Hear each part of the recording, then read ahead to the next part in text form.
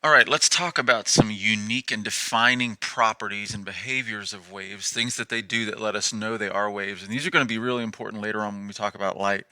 One thing you should know, I'm only going to talk about some wave behaviors right now and wave properties, not everything. We'll get into some more in another lesson when we talk about light. But let's talk about something that we call frequency and period right now, both words that I know that you have learned before, heard before. Repetitive waves, waves that have continuous cycle, can vary in lots of different ways, a lot of different ways. One of which is how often the individual pulses happen. That's called frequency, right? Frequency is defined as, and you really should write this down, the number of cycles, and there's other words that we use for cycles, pulses, oscillations, waves, the number of time that particle goes up and down and back up again per second. In other words, frequency is waves per second or pulses per second, cycles per second. Notice that the time component, here's the important part, the time component of this is on the bottom. It's the denominator, per second, not the other way around. The symbol that we use for frequency, the variable in the equation, is lowercase f, and the units for this are hertz, which you may have heard before. So hertz is our unit for frequency. So again, if we look at frequency very simply, it's kind of like this. I've got a video here that's simply a simulation attached to a string attached to a mechanism on the left that's making waves. You can look at the frequency down here at the bottom. 0.35 hertz is what it's saying. As you can see, it's not going very fast. And all I'm going to do is move the slider to the right to increase the frequency.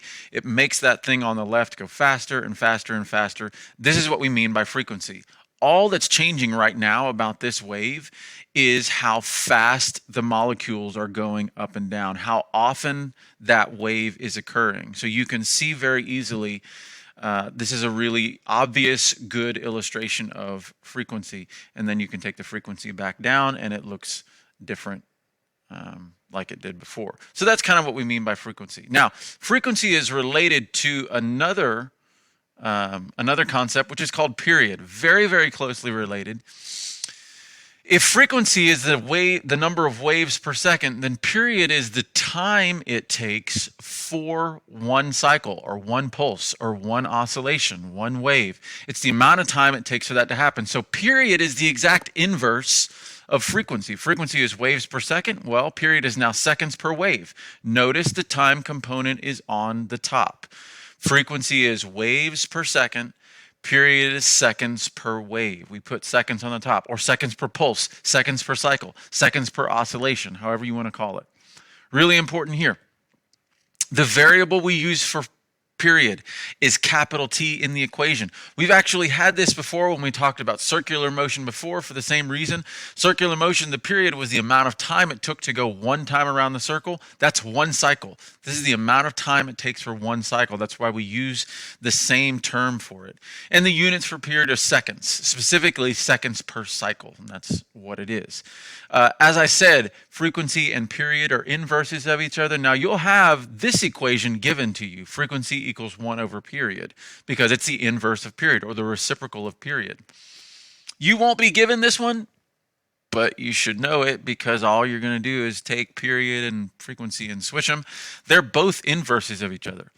If I have frequency and I want the period, I can do 1 divided by the frequency to get the period. If I have the period and I want the frequency, I can just do 1 divided by the period to get the frequency. Again, period and frequency are inversely related. They're exact inverses of each other. So here's some examples of that as far as calculating it. It says a red light has a frequency of 10 to the 15th hertz, and that's a really big number, very, very high frequency. And we'll learn that about light. Frequency is so fast you can't see the waves. What is its period? Well, in this case, it's really easy. Period, that's capital T, remember. We have the frequency, we want the period, so all we have to do is 1 divided by the frequency, that's it. 1 divided by 10 to the 15th, and when you're doing that, all you got to do is put a negative on the exponent. That makes it 10 to the negative 15th.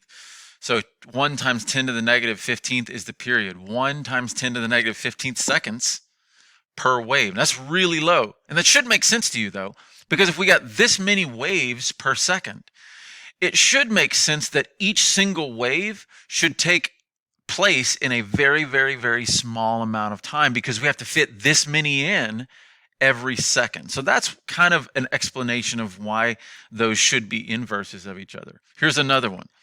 On the beach, 25 waves reach the shore every 30 seconds. What is the wave frequency? Okay, so frequency is what we want. And you might think, okay, frequency is 1 over period. But we can't do that for this one. And the reason we can't do it is because we don't have the period. We do not have the amount of time it takes for each wave to happen. So you might say, well, yes, we do. It's 30 seconds. No, it's not. It takes 30 seconds for how many waves? 25. Remember, period is the time for just one cycle, just one wave. We don't know the period, so here's how we're going to get frequency. Remember, let me go back. Frequency is waves per second. We need to remember that to get the frequency, time has to be on the bottom. So that's all I'm going to do here is I'm going to throw time back to the bottom. So I know frequency is waves per second, time on the bottom. We did 25 waves in 30 seconds. All I got to do is divide that out. 25 waves divided by 30 seconds means 0.83 hertz, 0.83 waves per second, like less than 1 wave per second. I know this can be confusing. If you just get these two straight, with frequency, time is on the bottom, with period, time is on the top, you should be okay. Let's go ahead and move on. This next slide is entitled the wave equation. There's a very important equation that brings into play two concepts we've already talked about and one more, that's speed. As we know, waves travel, they move. Well, obviously, we can talk about the speed of that movement, and different waves travel at different speeds. That's just distance a wave moves over time. That's the very first equation we learned all year, distance divided by time. This is an extremely important point to make right here, that the speed of a wave is determined by the medium through which the wave moves. I'm going to say that again. The speed of a wave is determined by the medium through which the wave moves. One more time. The speed of a wave is determined by the medium, not by anything else. Speed of a wave isn't determined by its frequency, its amplitude. It isn't determined by the person. It isn't determined by anything else except for the medium. And remember, what is the medium? The medium is the stuff that the wave travels through, right? Sometimes there might not even be stuff. It might be a vacuum, but the medium determines the speed. Air, water, space, there's our vacuum. Earth, rock, concrete, bone, and body tissues, whatever it is, that's what we mean by medium. Check out this video. Okay, so here's what I mean when I say that the wave speed is controlled by the medium, right? And I know that's a strange way to say that, but that's true of all waves. So this rope represents a wave, so what's going to happen is I'm going to simply send one wave pulse down to the end of the rope, and I just want you to kind of, in your mind, visualize how fast it gets there. Maybe you can count how long it takes to get there. All right, ready? See how long that was? Do it one more time. About how long? About 1 second. About 1 second? So you can see how long it takes to get there, right, James? 1 to 2 seconds. You see the wave that it travels down to the end? So here's the question. What can I do to make the wave get there faster?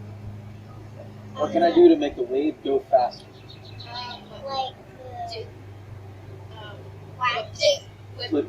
Flip it harder. Whip it harder? That's what a lot of people say. I would have done this in class if you were in class, and I have a big rubber band rope, and most of my students say, flip it harder. So let's try that. Let's flip it harder. Remember how fast we went the first time? And I know that's kind of weird for you, but did that change the amount of time it took to get there? No, so let's do a small wave. Big wave. Small wave. Big wave. Yeah, it's just changing the size of the wave. It's changing the size of the wave, but what's it doing to the speed of the wave? Nothing. Yeah. So flipping it harder doesn't change the speed. What do you think I can do to change the speed? So the wave is controlled by the medium. Remember that the medium is the thing that the wave is moving through. What's the wave moving through? What's the wave moving in? The rope. In the rope. What can I change about the rope? That you could make the rope shorter. You can make the rope shorter, or what if I do this? Yeah. Oh yeah, you can and stretch it till it's perfect. Yeah. So what I've done is I've changed the tension. So when I was like this, there was very little tension. The rope was really loose, and that means the wave is going to move really slow. If I increase the tension, watch what happens now. Like that was more. That was more. It was faster, wasn't it? Yeah. And then if I do like this, it'll do what? What's it going to do now? It's gonna go even faster. Really fast. And it I can't even see it. And just like this, the same way, it doesn't matter how big the wave is, the wave gets there in the same amount of time because there's only one thing that determines the speed of the wave, and that's the medium. If you change something about the medium or change what the medium is, then the wave speed can change. And that's true with all waves, sound waves, water waves, anything like that. It's the medium itself, what the wave is moving through, that controls the wave.